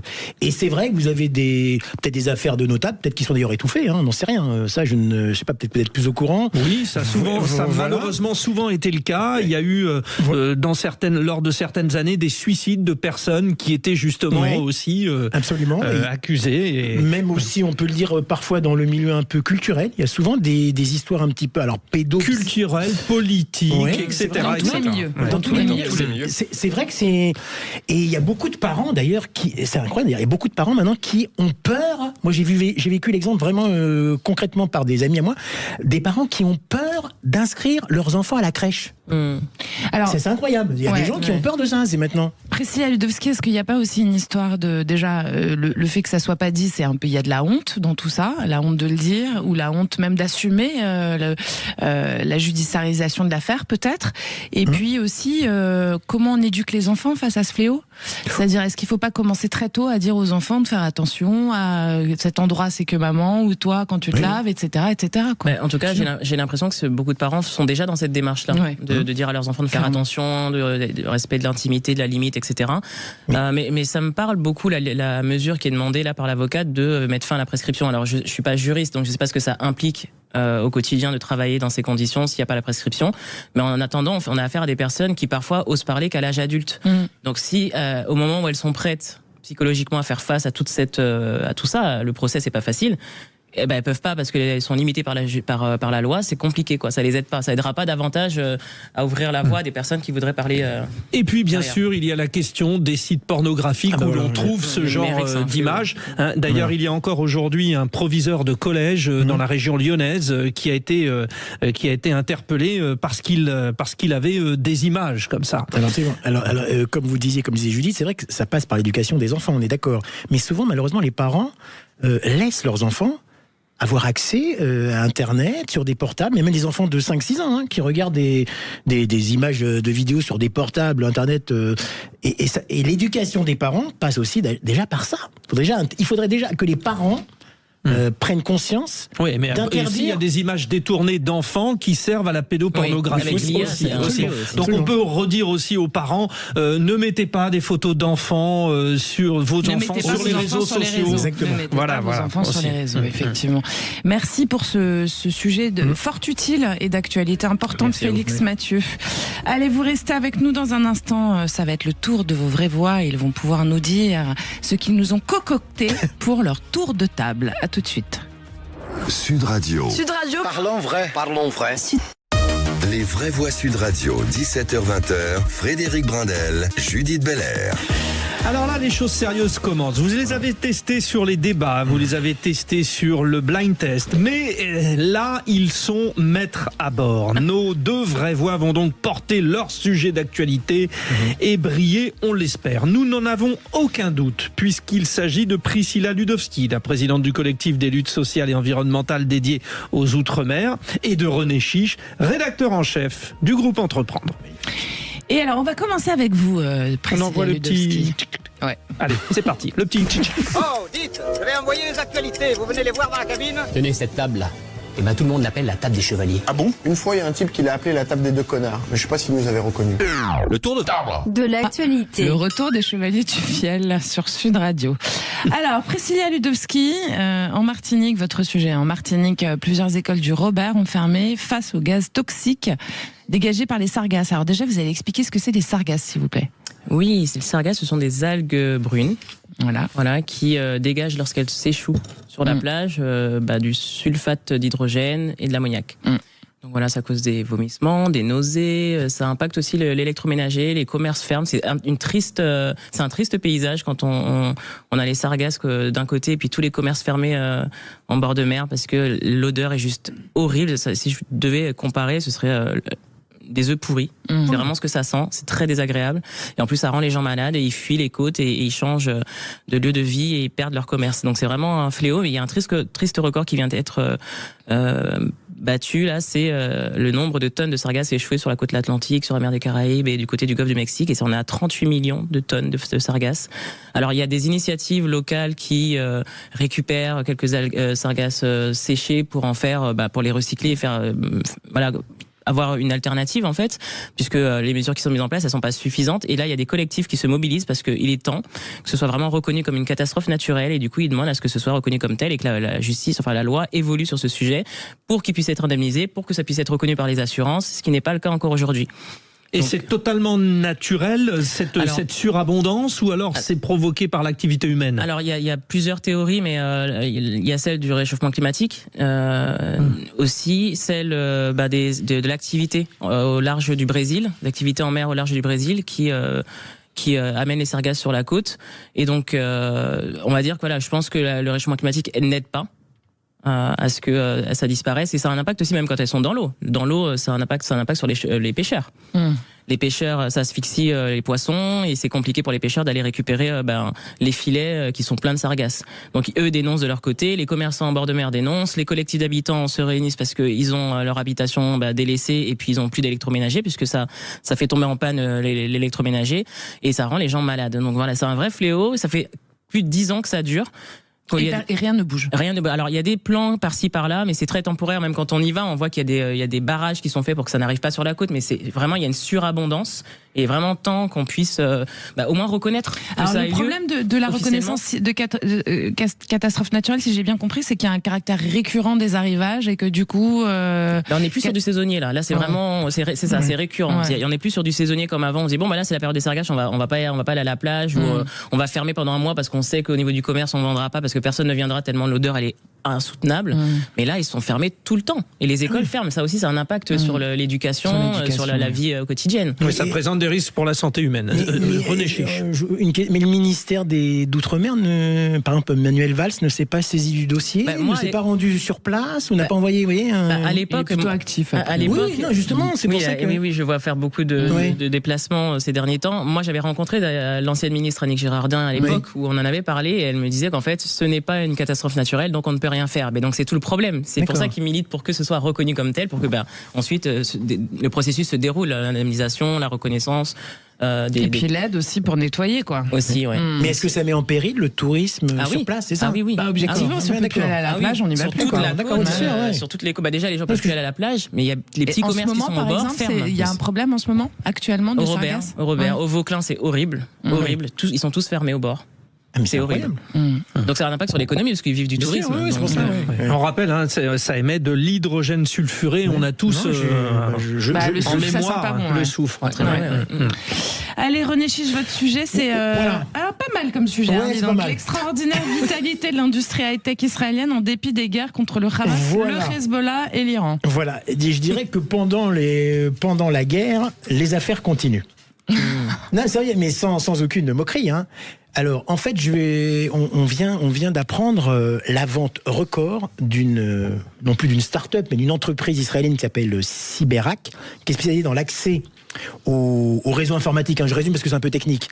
Bon, alors, c'est vraiment une story comme on les aime, entre guillemets, puisque la personne qui a fondé cette entreprise l'a fondée dans un sous-sol en 1999. Et aujourd'hui, elle a été vendue 25 milliards de dollars. Un peu comme Steve Jobs, quoi. Exactement. Elle a été vendue 25 milliards de dollars, ce qui en fait la deuxième, d'ailleurs, plus grosse transaction dans l'histoire de l'industrie high-tech israélienne. En Israël, on appelle ça la Startup Nation, comme vous savez. Et donc, c'est la deuxième transaction, parce que la première transaction a eu lieu quelques jours auparavant. La première, finalement, c'est une autre entreprise qui s'appelle Wiz, qui a été vendue, elle, à Google, pour 32 milliards. Ce sont des chiffres records. Mais ça prouve encore une fois que l'industrie high-tech en Israël est vraiment prédominante dans le PIB israélien. Plus ça représente à peu près 20% du PIB, c'est énorme. 50% des exportations. Et malgré les conflits qu'on connaît depuis maintenant 2 ans, ça continue à se développer. Il y a d'autres startups qui vont être vendues, etc. Ça prouve aussi la vitalité de cette industrie, justement. Et il faut savoir quand même aussi qu'il y a un lien avec l'armée. Voilà, parce qu'en fait, la plupart des fondateurs de ces entreprises qui sont vendues, on peut aussi parler de Waze, qui a été vendu à Google il y a quelques années, on peut parler d'autres entreprises comme Mobileye, qui a été vendu à Intel, voilà, il y a plein de sociétés israéliennes qui sont vendues à des prix records, mais en fait, la plupart des fondateurs sont sortis d'une unité de l'armée israélienne, une unité de renseignement secrète, qui s'appelle l'unité 8200, qui est en fait l'unité la plus performante, on peut dire, dans le monde, sur tout ce qui est renseignement sur les technologies, etc. Par exemple, en gros, je résume, c'est l'unité qui a été à l'origine du fameux plan contre le Hezbollah, c'est que les portables qui ont explosé. C'est eux qui ont mis au point tout ça. Ouais. Et la plupart des fondateurs... Les beepers. Oui, les beepers, pardon, les beepers. Il y a l'Iron Dome aussi, hein, le dôme de fer. Ouais. Voilà, exactement. Alors oui, l'Iron Dome, il ne faisait pas partie vraiment de l'unité 2200, le fondateur, mais enfin quand même, la plupart des voilà. Et tout ça pour vous dire qu'il y a un lien entre l'armée et l'industrie high-tech israélienne. C'est-à-dire que la plupart des fondateurs, comme je dis, apprennent toutes ces technologies au sein de l'armée, au sein de cette fameuse unité. Ce que vous voulez dire, c'est que là où on développe le plan armé pour la France, pour se réarmer, on peut s'appuyer sur les entreprises technologiques, par exemple. Absolument. Et c'est exactement le sujet de ma spéciale innovation que j'ai fait, où on expliquait qu'en fait le civil, aujourd'hui, inspire l'armée. Voilà. Il y a une vraie collaboration entre le civil et l'armée en France également. Tout à fait. Notamment au sujet des drones. Oui, bien sûr. Aujourd'hui, ils sont capables de fabriquer des drones, notamment Skydrone que j'ai reçu, ils sont capables de fabriquer des drones qui peuvent porter jusqu'à 65 kilos et bientôt qui pourront ramener les blessés du front, c'est-à-dire d'éviter d'envoyer des unités. Absolument. Et voilà. d'ailleurs, c'est une société civile. Et d'ailleurs, Internet au départ a été créé par l'armée américaine. Ouais. C'était l'armée américaine. Et dernière chose, petit élément, si je peux continuer, ça va durer longtemps. Là, ça y est, on y est. Hein. On y est. Non, c'est juste un petit élément people. Oui. C'est que bientôt à la rentrée en septembre, sur TF1, il y aura une série qui s'appelle Menace imminente avec Patrick Bruel, qui s'inspire de cette unité 8200. Voilà. Ça parle de ça. Non, mais je l'ai vu en avant-première. Elle est excellente. Coproduite par TF1 et une société israélienne. Merci. C'était dit rendez-vous dans 10 ans. Rendez-vous dans 10 ans. Sur la place des grands hommes. Mais ils sont dans le studio, tout va bien. Allez, dans un instant, le coup de projecteur. Le directeur général d'Air France KLM, Ben Smith, critique la hausse de la taxe de solidarité sur les billets d'avion qu'il juge nuisible à l'économie et au tourisme français. Ryanair a déjà réduit ses vols en France, en partie à cause de cette augmentation. 25 vols, 25 en moins par... à peu près quoi. Tu pollues, tu payes. Tu prends l'avion, tu payes encore plus en espérant du coup que tu prennes le train s'il fonctionne, puisque depuis mars les prix des billets s'envolent à cause de la hausse de la taxe de solidarité. La compagnie Ryanair cesse ses opérations dans les aéroports de Bergerac et Brive-la-Gaillarde notamment. Ça tombe mal, les trains s'y font rares. Alors qu'en pensez-vous, vous les auditeurs de Sud Radio? Allez sur le compte X. La taxe de solidarité sur les billets d'avion est-elle inutile? C'est votre choix 1. En 2, injuste. En 3, souhaitable. En 4, nécessaire. Je vous donne le résultat de la consultation dans quelques petites minutes. Et vous pouvez réagir au 0800 26 300 300 et continuer à voter sur notre compte X. Pour en parler, nous sommes avec Christophe Fauvel, qui est président de la Chambre de commerce et d'industrie. Bonsoir. Bonsoir. Bienvenue Christophe. Merci. Alors, est-ce que cette hausse de la taxe sur les billets d'avion nuit vraiment au transport aérien français ? Écoutez, il est surtout à rebours de toutes les économies européennes qui ont plutôt tendance à baisser les taxes. La France est le seul pays à aller à rebours et à augmenter cette taxe-là de manière un peu incompréhensible, sauf à l'imaginer dans un contexte de frénésie, de hausse fiscale que le gouvernement, malheureusement, a le malheur de manier assez facilement. On est sur la route, effectivement. Allez, vous restez avec nous, Christophe Fauvel. Merci beaucoup. Et vous aussi, chères auditrices, chers auditeurs. Dans un instant, ça va être le coup de projecteur des vraies voix. Il est 18h37 sur Sud Radio. Sud Radio, c'est votre opinion qui compte. Je vous écoute depuis des années, tous les matins. Dès que je pose le pied, j'allume Sud Radio. Sud.fr. Les vraies voix Sud Radio, 17h-20h, Frédéric Brindel, Judith Belair. C'est le moment du coup de projecteur, on débat tous ensemble, vous êtes les bienvenus, vous serez les accompagnants de nos deux vraies voix. Priscilla Ludowski, présidente du collectif des luttes sociales et environnementales dédiées aux Outre-mer, et puis René Chiche, le rédacteur en chef du groupe Entreprendre. Ils sont là, vous êtes là Judith? A priori je suis là, 18h40, le coup de projecteur des vraies voix. Les vraies voix Sud Radio, le coup de projecteur des vraies voix. Le directeur général d'Air France KLM, Ben Smith, dénonce la récente augmentation de la taxe de solidarité sur les billets d'avion. Cette contribution qui est passée de 2,63 à 7,40 € en mars 2025 fait grimper le coût des billets pour les voyageurs. Malgré un bénéfice net de 401 millions d'euros au premier semestre, il anticipe une baisse de 90 à 170 millions d'euros du résultat opérationnel. Selon lui, toutes les compagnies aériennes espèrent une diminution de cette taxe en France et de son côté, Ryanair a pour sa part réagi en annonçant la suppression de 25 vols en France. Je me suis pas trompée tout à l'heure. Donc cette hausse comme facteur déterminant. Enfin, à savoir, même si le trafic passager progresse, les réservations estivales, quant à elles, reculent. Bon, conséquence directe, les aéroports de Bergerac en Dordogne, on va y revenir, Brive-la-Gaillarde et Strasbourg devront se passer des vols de la compagnie low cost irlandaise. Cette taxe astronomique rend la France moins compétitive par rapport à d'autres pays de l'Union européenne comme l'Irlande, l'Espagne ou la Pologne qui n'imposent aucune taxe aérienne, a justifié Ryanair. Le barème de la taxe de solidarité sur les billets d'avion a été revalorisé en mars dernier pour tous les vols au départ de la France et le gouvernement espère en dégager 800 millions de recettes supplémentaires pour son budget. Les avions polluent et en attendant une évolution technologique, les écologistes souhaitent réduire leur circulation. Nous vous posons la question sur le compte X. La taxe de solidarité sur les billets d'avion est-elle inutile? Vous dites oui à 40%. Injuste? Vous dites oui à 48%. Souhaitable? Vous dites oui à 5%. Nécessaire? Vous dites oui à 7%. Continuez de voter, on comprend un peu la tendance. Et pour en parler, nous sommes avec Christophe Fauvel, qui est président de la Chambre de commerce et d'industrie de Dordogne. Christophe Fauvel, rebonsoir. Alors vous avez commencé à nous expliquer, Christophe, qu'en fait on fait pas du tout la même chose que nos pays, que les pays européens qui nous entourent en France, quoi, au niveau de ces taxes. Exactement. Et effectivement, là, on sort de la simple logique franco-française. On est dans un marché qui est bien sûr régulé au niveau européen et on doit se confronter à des économies différentes. Et la France a cette fâcheuse manie, comme je l'expliquais tout à l'heure, à appuyer sur le bouton des taxes dès qu'il y a un problème. Et ce n'est vraiment pas une solution parce que ça pénalise l'économie, ça pénalise les territoires. Et au bout du compte, c'est tout le monde qui y perd. Alors pour rappel, pour les auditeurs et pour nous-mêmes d'ailleurs, la taxe sur la solidarité, c'est une taxe internationale qui a été prélevée sur le prix des billets pour financer l'organisme international UNITAD et ça date de 2005 et c'était Jacques Chirac qui l'avait mise en place. Priscilla Ludowski, il y a deux manières de voir les choses. C'est on essaye de dissuader les gens de prendre l'avion et c'est plutôt bénéfique pour l'environnement, ou deux, on taxe encore et c'est plutôt négatif pour l'économie. Ou trois. Alors dites-nous, c'est là que ça devient intéressant. Moi j'avais beaucoup milité pour que les taxes vertes, on va dire, elles soient plus justement articulées, quoi.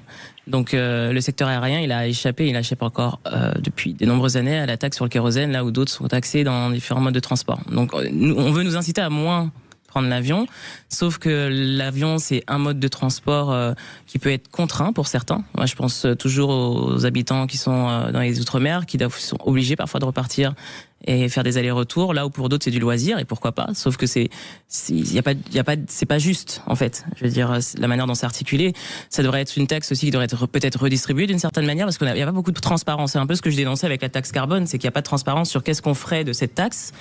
Et pourquoi ça retombe toujours sur les mêmes. C'est vraiment toujours le même sujet, on tourne en rond sur ce sujet.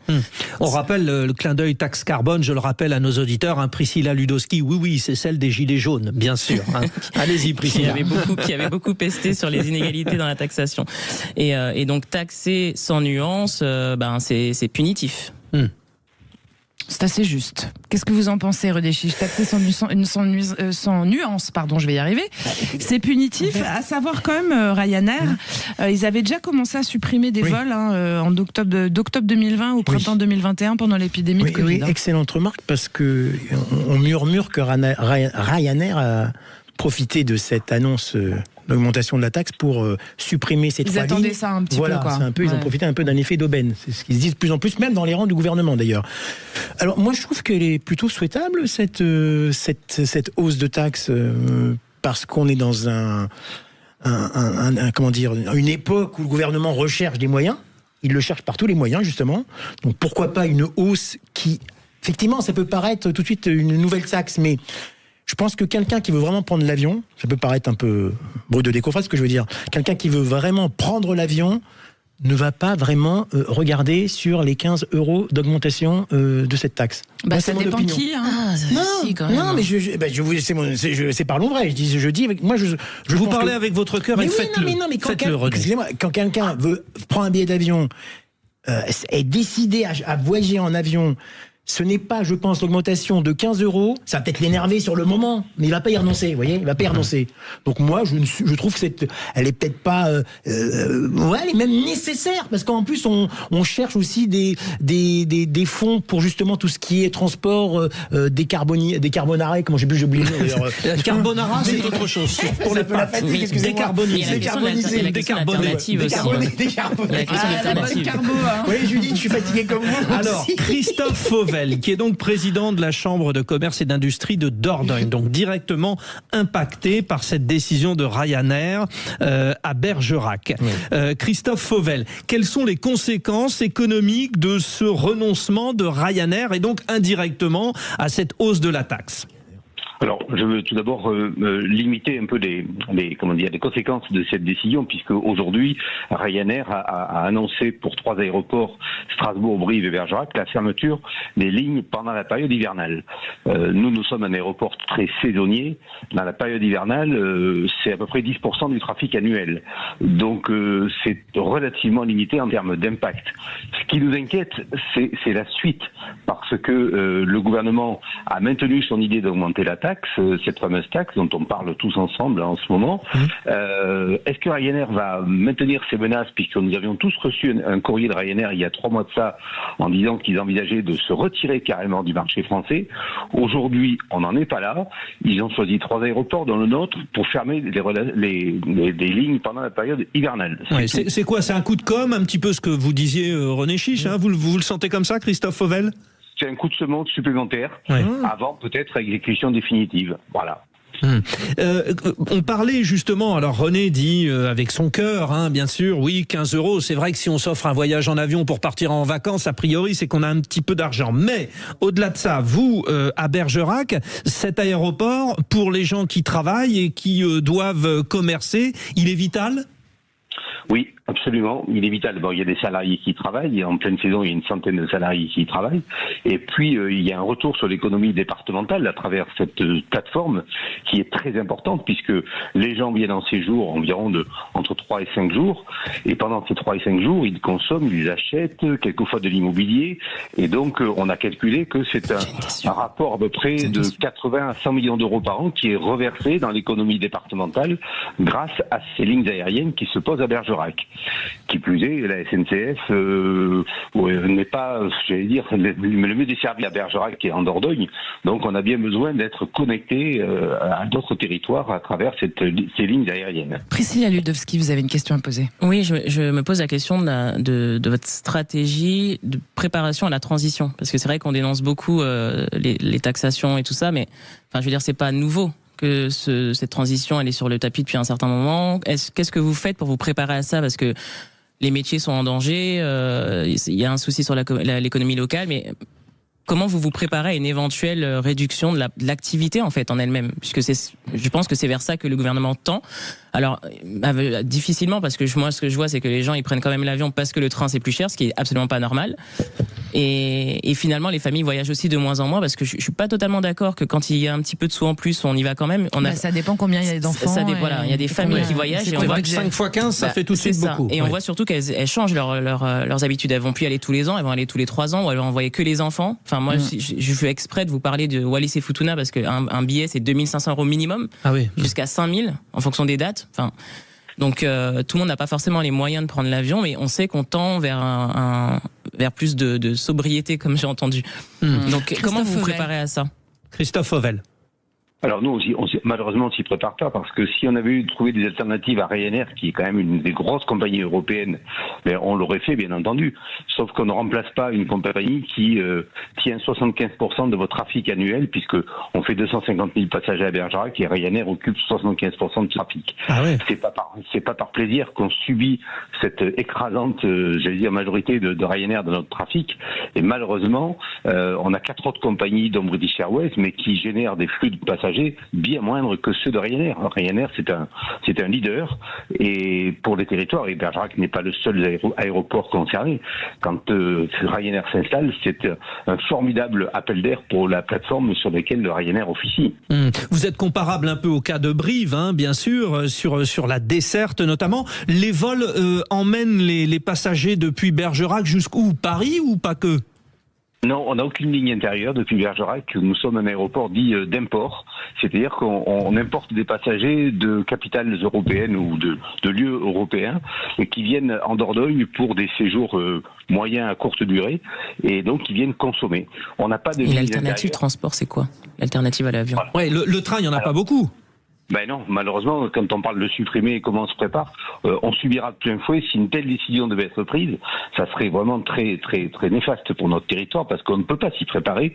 On le subirait de plein fouet, d'où notre appel au gouvernement, si vous voulez, puisque on parle de taxes sur l'aérien, sur ces billets d'avion, mais comme je le disais en préambule tout à l'heure, c'est un problème de gestion de notre budget d'État, des déficits. On a le réflexe que d'appuyer sur le bouton taxes, impôts, parce qu'il faut trouver des nouveaux revenus. Mais quand c'est qu'on parle d'économie réelle du budget de l'État? Quand c'est qu'on en parle de vraies économies? René Chiche, on l'entend, il y a un plan sur les trains à faire, même si on l'entend aussi, il n'y a pas de vol intérieur. Donc, comment on fait? Parce que vous vouliez taxer, c'est vous le taxeur. Là. Mais non, c'est pas que je veux taxer, mais je trouve que je me répète, dans une époque où on recherche par tous les moyens des ressources budgétaires financières, je trouve que le fait de taxer avec cette taxe solidarité sur les billets d'avion, moi, ça ne me choque pas outre mesure. Alors bien sûr, on va dire, si on est à 5 personnes, on va peut-être... Moi, je ne suis pas d'accord avec ça. Je pense que quand quelqu'un veut partir en avion, veut faire un voyage à 4 ou 5, même si malheureusement, il va tempêter contre cette mesure, je pense qu'ils vont pas renoncer au voyage, vous voyez. C'est bien sûr que ça nous fait mal à chaque fois de débourser une petite taxe en plus, mais on renonce pas finalement. On n'y renonce pas, on va pas renoncer à ses vacances parce qu'il y a une taxe de 7,40 € aller-retour sur un billet d'avion. Moi, je pense que c'est souhaitable parce qu'on est dans une époque où les choses évoluent. Alors bien sûr, on va nous dire que c'est un nouvel impôt, une nouvelle taxe, il faut faire des économies. Les économies, moi d'abord, je suis pas le ministre en charge de ça. Je ne sais pas exactement où on peut faire des économies, mais cette taxe, puisqu'on parle de ce sujet-là, ne me choque pas outre mesure. Vous avez remis au goût du jour le verbe tempêter. Hein. Oui, exactement. Voilà. Christophe Fauvel, quand Chirac a lancé ça en 2005, il y avait 5 pays fondateurs, dont la France, le Royaume, la Norvège, le Brésil et le Chili. Il y a 30 pays qui s'étaient engagés à la mettre en place. En 2013, il y avait seulement 9 pays qui appliquaient cette taxe sur les billets d'avion. Le Cameroun, le Chili, la République du Congo, la France, Madagascar, le Mali, Maurice, Niger et la Corée du Sud. Autant dire que c'est pas vraiment un succès, quoi. Non, vu la liste des pays, et c'est pas leur faire offense, bien entendu. Ils sont tout à fait respectables, j'ai un code de respect là-dessus, mais voilà, il n'y a pas de pays majeurs qui ont mis en place cette taxe. Encore une fois, je le dis, monsieur autour de la table, dans le débat, qui est beaucoup sur les taxes, voilà, qu'il mette toute son énergie à conseiller le gouvernement sur des économies à faire, et s'il n'a pas d'idée, je vais lui en donner. Mais il en est capable de mettre son énergie. J'ai des idées, mais je comprends ce que vous dites. Bien sûr, j'ai quelques idées, mais puisqu'on parle de cette taxe, est-ce que vous pensez d'abord que le gouvernement va renoncer finalement à cette taxe? Y renoncer non, mais revenir... Non, vous évoquez, je vous dis ça parce qu'il y a les deux ministres en charge du secteur, à la fois le ministre des Transports et la ministre du Tourisme, qui sont opposés à cette taxe. C'est quand même incroyable. Ils ont annoncé qu'ils étaient plutôt opposés à cette taxe. Donc est-ce que vous pensez que le gouvernement a finalement renoncé à cette taxe? Moi, je ne pense pas. Je crois que finalement, Bayrou va aller jusqu'au bout de sa logique et il cherche de l'argent partout. Alors écoutez, on est dans une époque où on dit qu'il faut chercher de l'argent un peu partout, et dès qu'il y a une taxe sur les compagnies aériennes, excusez-moi, en plus Ryanair, c'est quand même pas la référence en termes de compagnie aérienne. Moi, j'ai déjà utilisé Ryanair. Je veux pas faire de la contre-publicité, mais enfin bon, bref, là n'est pas le problème. Je vois pas où est le problème. Son nom, c'est low cost, hein. Voilà. Oui, c'est vraiment très low cost dans tous les domaines. Je ne vois pas en quoi c'est choquant de demander cette solidarité. C'est ça la solidarité, c'est que tout le monde doit mettre un petit peu de soi. Et encore une fois, bon, je vais répéter le prix des billets d'avion. Est-ce que vous avez des idées d'économie, tiens, justement, en matière budgétaire. Allez-y, Christophe Fauvel. Bien évidemment, vous supprimez des assemblées comme le CESE, par exemple, ou et d'autres. Il va prendre les propositions de Sarah Knackfo bientôt. Non, Christophe. On va pas faire ce débat ce soir, que c'est plutôt orienté sur l'avion, mais ce qui est gênant, c'est que le citoyen de base et l'économie, le chef d'entreprise que je représente par exemple, en a ras-le-bol que d'avoir en face de lui des gouvernants qui sans arrêt, face à un problème, actionnent celui des taxes. Alors, celui des taxes d'avion, il mérite pas un débat effectivement pendant des jours là-dessus, mais c'est sans arrêt des taxes. Un coup c'est sur l'avion, un coup c'est sur la voiture, un coup c'est sur la pollution, un coup c'est sur autre chose. Ça n'arrête pas dans notre pays. C'est un ras-le-bol global. Ouais, alors Priscilla Ludowski, c'est ce qui avait mis dans la rue tous vos amis gilets jaunes à l'époque. On rappelle, on est très fiers de vous avoir parce que vous êtes quand même l'ambassadrice de ce moment historique de la vie française. Mais c'est vrai que c'est un mal français, la taxe, quoi. Ben, on est un des pays d'Europe qui taxe le plus. Donc on peut pas dire qu'il n'y a pas de contribution de qui que ce soit en France sur quoi que ce soit. Donc ça, c'est une réalité. Mais encore une fois, le kérosène n'est pas taxé. Là où l'automobile est taxé, le 4 roues. Je suis fatiguée. Le camion, on va y arriver. Il n'est pas taxé au même titre que l'automobile, mais en tout cas, il y a déjà un déséquilibre là-dessus. Mais moi, ce que je veux dire, c'est qu'il faut financer les alternatives. Moi, j'entends parler du risque qu'il y a avec les employés, avec le manque de trafic si Ryanair s'en va. J'entends pas parler d'alternatives et de qu'est-ce qui va financer ces alternatives, parce que on y va. Donc, s'ils renoncent pas, au final, cette taxe, elle sera augmentée. Mais comment on propose d'autres alternatives pour que les gens puissent se déplacer et viennent faire des séjours dans son secteur? C'est ça que moi qui m'intéresse, parce que tôt ou tard, on y arrivera. Il n'y aura pas de ligne de train et la taxe sera plus élevée. Donc, qu'est-ce qu'on fait? Merci beaucoup à tous. Merci Christophe Fauvel. Je rappelle que vous êtes président de la Chambre de commerce et d'industrie de Dordogne. Merci René Chiche. Merci à vous. René Chiche, vous êtes rédacteur en chef du groupe Entreprendre. Absolument. Et c'était un plaisir de partager l'antenne avec vous. Oui, vous êtes vraiment brillant. En plus, vous nous avez apporté des chocolats. Merci René. Et bonnes vacances, Judith. Ah oui. Chocolat taxé à 12%. Et Priscilla Ludowski, présidente du collectif des luttes sociales et environnementales dédiées aux Outre-mer. Merci beaucoup de votre charmante présence. Je crois qu'on va vous retrouver dans pas longtemps. La semaine prochaine. J'ai pris rendez-vous la semaine prochaine. Voilà. Et puis moi, quant à moi, je vous retrouve dernière semaine d'août avec vous, Frédéric Brindel. Non, Judith, non, tu n'as pas le droit de me faire ça. Je vais prendre l'avion. Alors, ne manquez pas quand même la dernière aujourd'hui des Vraies Voix spéciales tourisme avec vous, Judith, parce que vous restez là quand même un petit peu, 1 heure. Au moins. On fait un point sur l'hospitalité française avec un de nos conseillers du commerce extérieur de la France, Emmanuel Sauvage. Et puis ensemble, ils partent notamment à la découverte de 2 lieux incontournables pour votre été. On ne saura pas parce que Judith adore les secrets et c'est elle qui vous les révélera. Voilà. Je vous dis à lundi. Et puis moi, restez avec moi tout de suite. Sud Radio. Parlons vrai.